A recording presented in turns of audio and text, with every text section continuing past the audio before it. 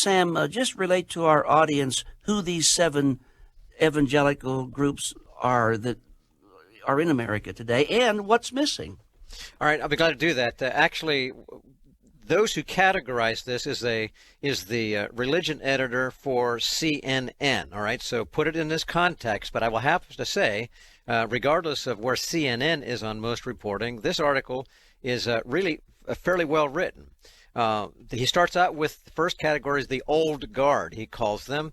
It's a James Dobson, Tony Perkins of FRC, and John Hagee, who's a pastor of a megachurch in Texas.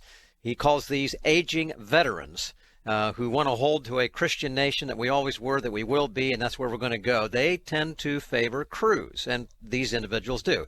Second, he terms institutional evangelicals and puts in that category Pastor Rick Warren and Russell Moore, who heads the Ethics Commission from the Southern Baptist Convention. He says both of these are with large charities and seminars, all that kind of thing. They tend to back candidates who share their core values, but who they think, and I'm putting this word in pragmatically, think they have a better chance of winning the presidency.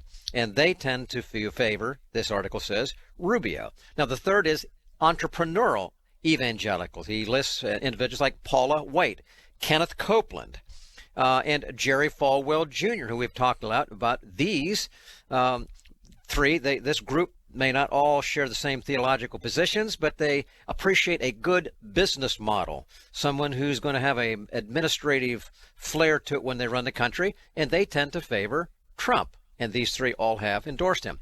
Another one, the fourth one, is arm's length evangelicals, well-known pastors like John Piper, Timothy Keller, talk about this whole issue, but they say, let's not quite to get involved too much, and so they stay kind of at arm's length. They are leaning Rubio. Then there's the millennial evangelicals. These are the young guys, the Eric Teetsels, Jordan Sekulow, Jay Sekulow, his father. Jordan Sekulow is running the Bush campaign, and then Johnny Moore. These tend to not really get so caught up in exactly who's what's right. They're less defined in what they believe. They kind of wrap their arms around religious pluralism, and they tend to come from homes that were conservative but don't necessarily reflect what their parents said. And as far as who they're supporting, they're not sure yet, so they're all over the board. Then the last one is liberal evangelicals.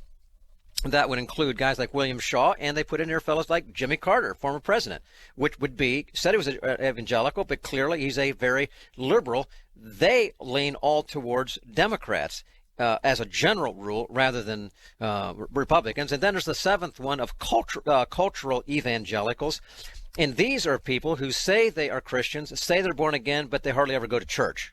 So in other words, these would be those who have a walk, but not very much of a talk.